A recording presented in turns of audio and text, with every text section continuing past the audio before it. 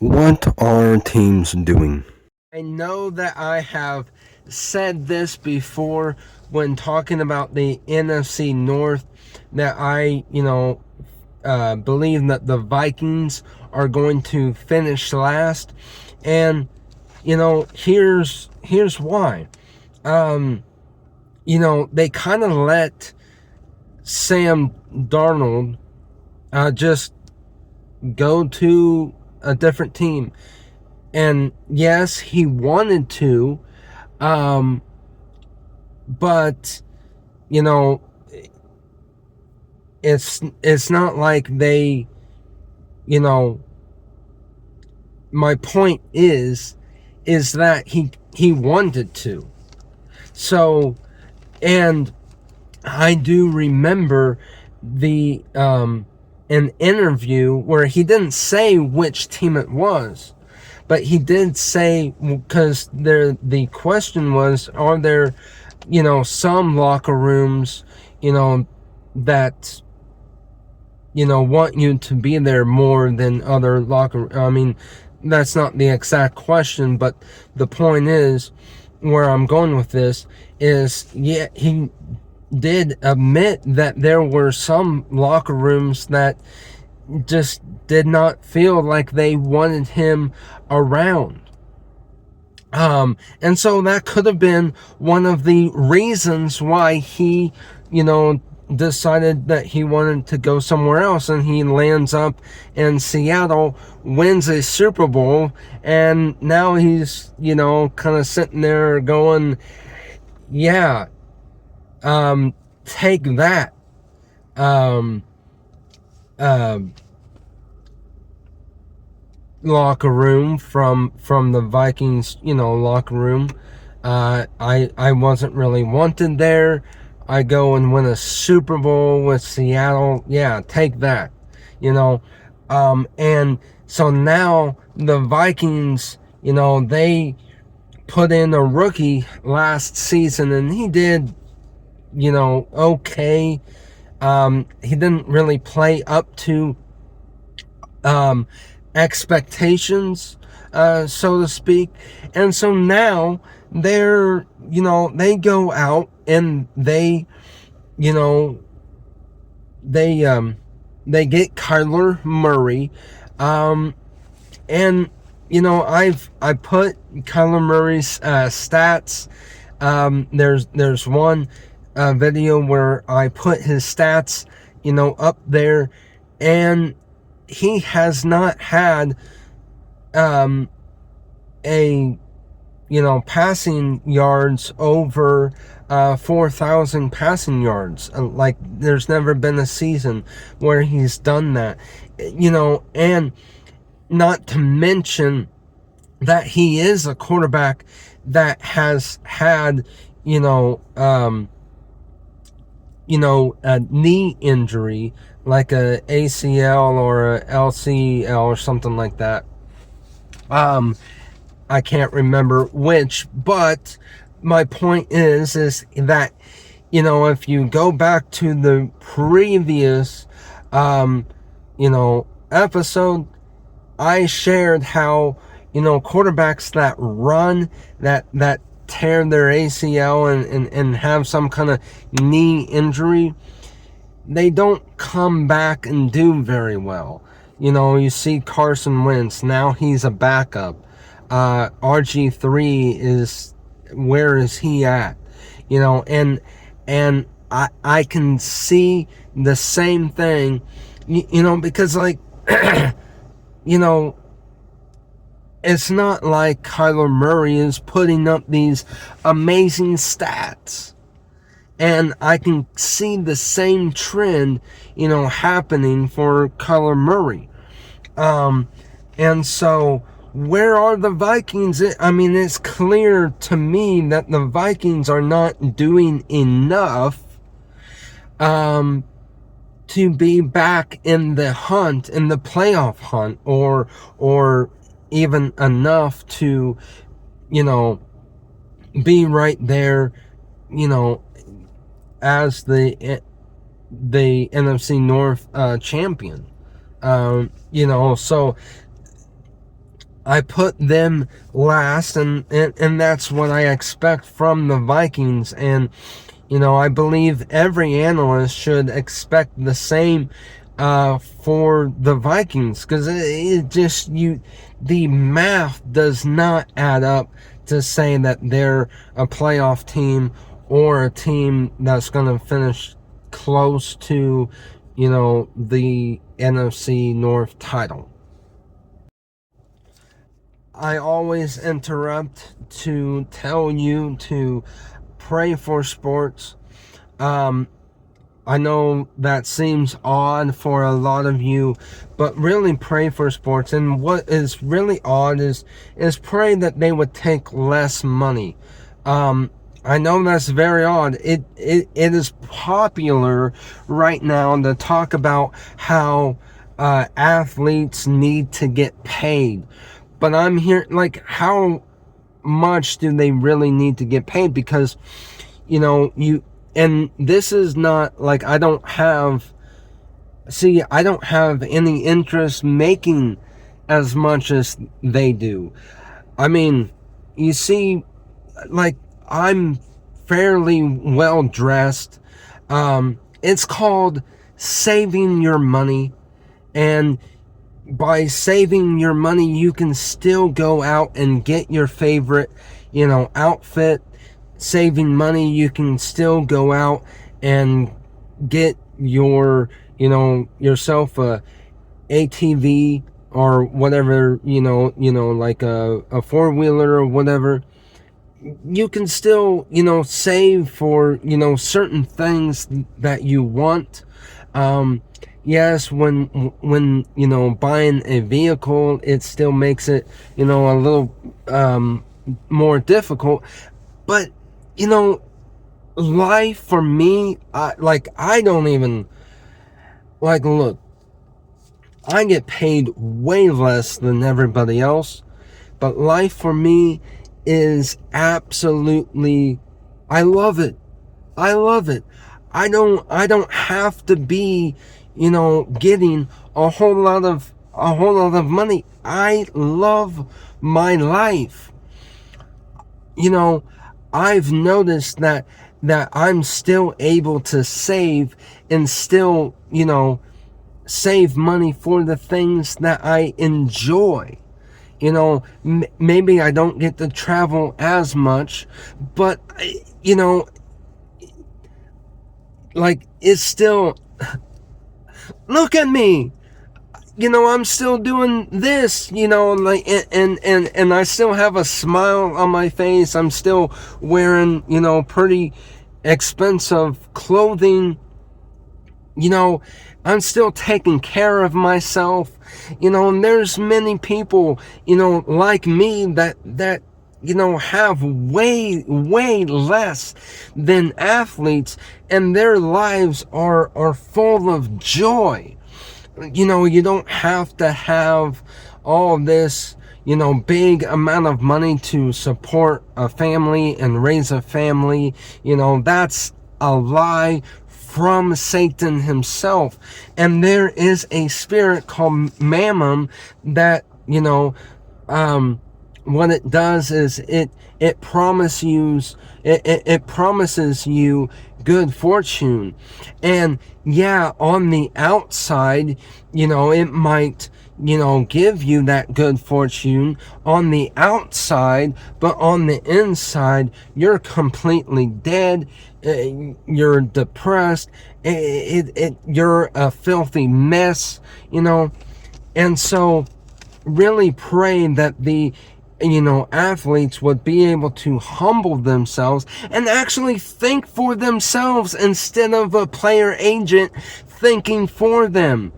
I mean, because the player agent wants them to take more money, because a player agent, they always get a percent. And the more the athlete makes, the more the player agent makes.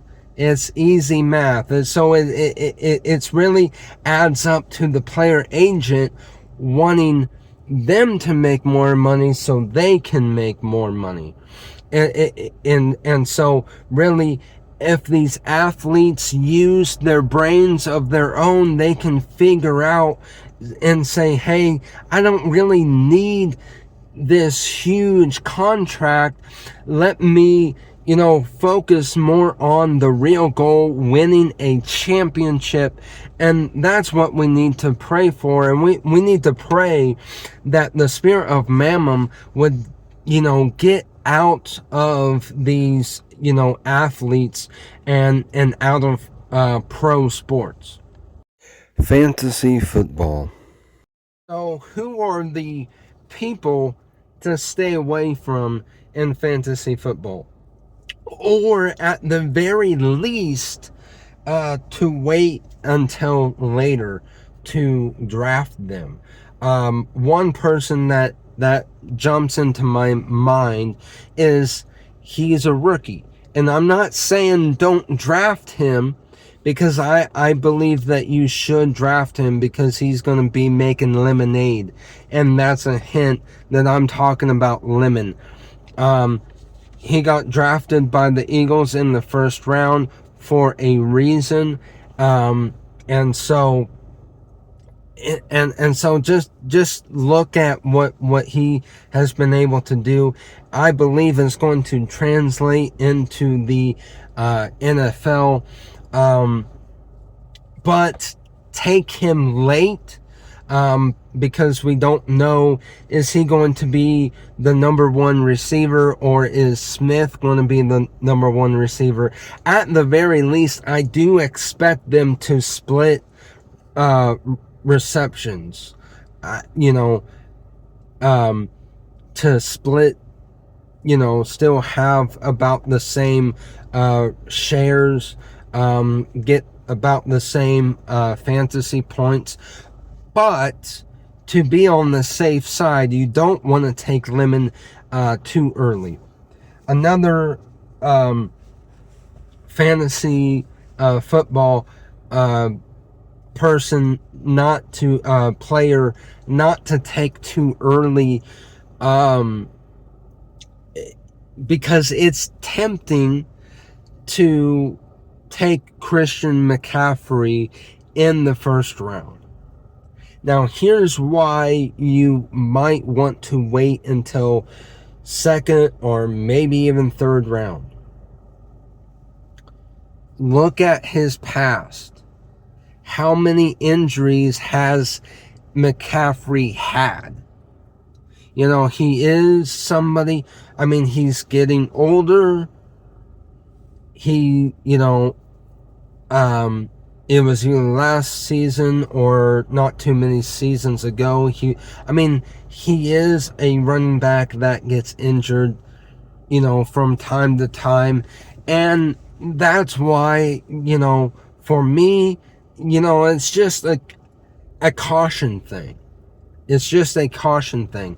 And another one would be Joe Burrow.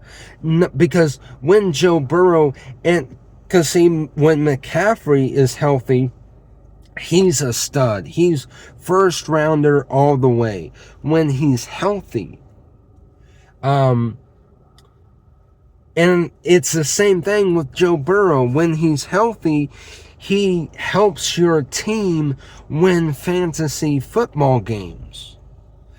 But, it seems like he is injured every other season. And it's just, it does not help your fantasy team having a quarterback that you got to put on the injury reserve. So wait just a little bit longer to take those guys. And then I already said it earlier, quarterbacks that like to run often rely on their legs that get a knee injury. Oftentimes they are not the same. And last year, including the year before, when the Kansas City Chiefs were in the Super Bowl and they got pass rushed to the point where Patrick Mahomes wasn't able to escape the pocket, that's where he struggled. And then last season, in games where they boxed him in and he was not able to take off and run, he struggled. And so, what does that tell you? That tells you that he relies a little bit more on his legs. And so, therefore, it goes back to me saying how, quarterbacks that rely on those legs to run more on their, arm, when they come back from those injuries, they they tank. And so that's what I expect to see from Patrick Mahomes. I mean, regardless if he has that injury or not, I still last year he tanked because he was forced to stay in that pocket because teams started figuring it out. If they can, keep Patrick Mahomes from escaping that pocket, that's where he struggled. And him coming off of that injury, that's what the Kansas City Chiefs are going to want Patrick Mahomes to do anyways, is to, stay more inside that pocket. And that's where he's going to struggle. And so I believe that he's going to take even a further step backwards. Now, there's always a chance that I'm wrong. And I will admit that I'm wrong if I'm wrong. But by looking at the data, by looking at the evidence, this is what I expect. I expect Patrick Mahomes not to do hardly a thing, and you would rather pick him up on the waiver wire than draft him this year. Running the numbers in fantasy football, can tell a story on whether or not who you want to stay away from and who's going to have a breakout season and, all of that. Well, I got two people that I kind of shared in the, previous video or, video of two Chicago Bear targets. One, Loveland, and the second one, a Doomsday. And yes, both of them, their targets are going to go up. A Doomsday, despite, having DJ Moore, he was targeted 23.6% of the time last season. However, he only had 44 receptions and only 661 receiving yards with points of 146 fantasy points. I do expect him to get more points. I do expect him to be, somewhere between 200 to 230 fantasy points, somewhere around there. I do believe he's going to be the number one target. And I do believe at the end of the season, we saw a sneak peek on what a Doomsday could be, So I do expect that, although I don't expect him to be a number two receiver. Maybe in and out of your flex spot. As far as Loveland goes, he finished 12th. he actually finished with more points than a Doomsday last season, and I believe he could possibly finish with more fantasy points than a Doomsday this coming season as well. Last season he finished with 165 fantasy points, 16% of the shares, which is lower than a Doomsday, but he got 58 receptions. He's reliable. He can catch the ball. He's, and he got 6 touchdowns.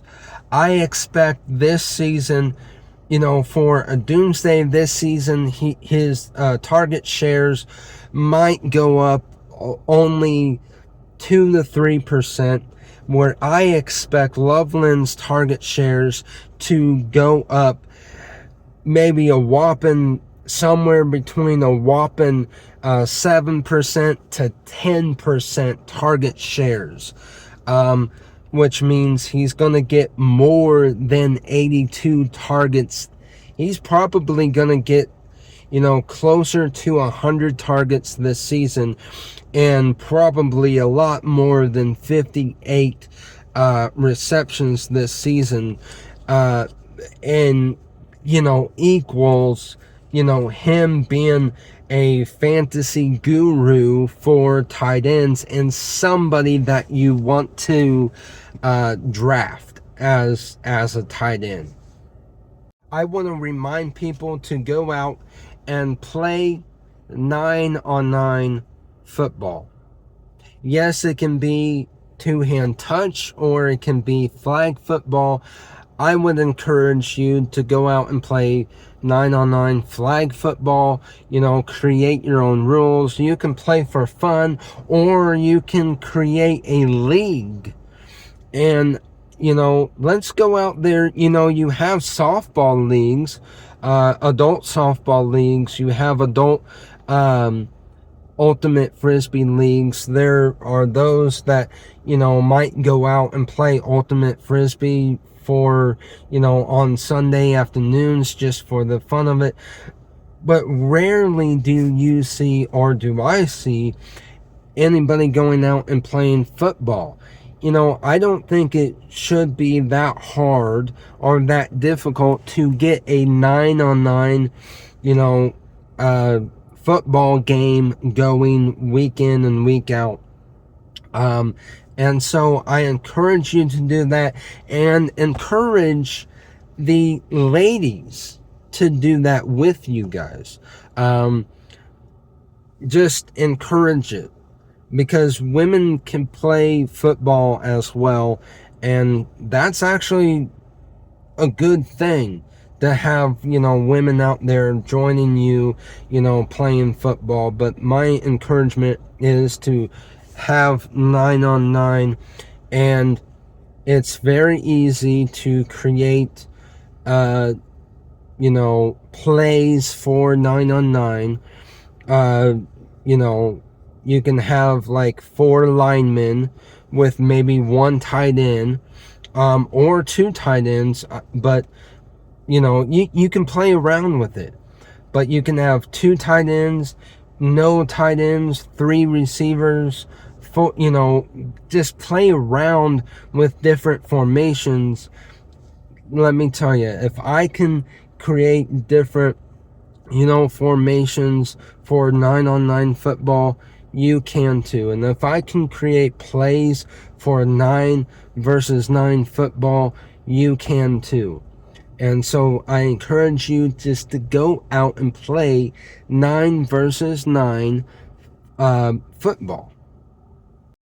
Bewley Unleashed. Alright, so you know what time it is. It's time to get unleashed. And I am unleashed about the locker rooms. The coach makes a decision on who their quarterback is, and then there's locker rooms that well, we don't really like this quarterback, so we're not gonna go out there and give it our all for this quarterback. We're gonna make it look like we are because we don't want to be cut from the team. But I said earlier that Sam Darnold did hint that there were some locker rooms that he played for that did not like him. I mean, come on. That is baloney. Baloney. That is cow flop. That is horse manure. That stinks. If I was a head coach, I would be chewing out the locker rooms that do not like my decision on who's going to be quarterback. If you're a player, you don't get to decide.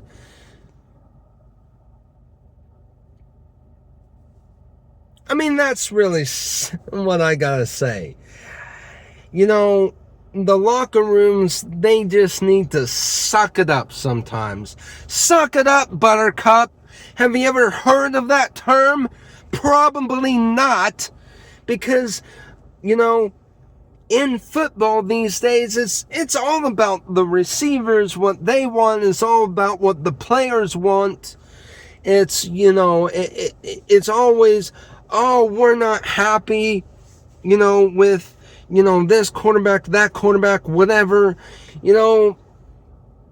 I'm glad that Sam Darnold went to Seattle and was able to prove the Vikings locker room wrong, that they were wrong to not really like him as their quarterback.